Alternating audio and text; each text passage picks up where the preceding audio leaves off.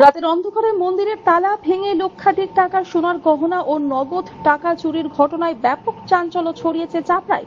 স্থানীয় সূত্রে জানা গিয়েছে, বাড়িতে রয়েছে মনসা মন্দির। আজ সকালে বাড়ির গৃহকর্ত্রী গীতা অধিকারী ঘুম থেকে উঠে দেখেন মন্দিরের গেটের তালা ভাঙা।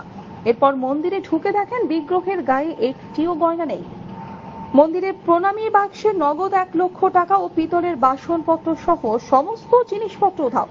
অভিযোগ, প্রায় 5 লক্ষ টাকা মূল্যের সোনার গহনা এবং 1 লক্ষ টাকা সহ সমস্ত জিনিসপত্র চুরি করে নিয়ে গেছে দুষ্কৃতীরা।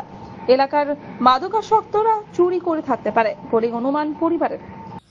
গতকাল রাতে চুরি হয়েছে। কোথায়? ঠাকুর মন্দিরে। আচ্ছা, তারপর?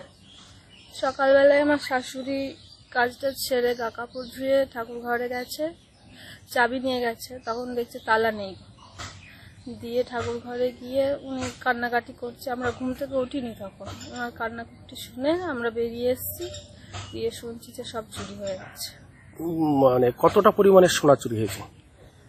ঠাকুরের তো প্রায় কি বলবো, আনুমানিক কত লাখ টাকা মতো হবে আর কি?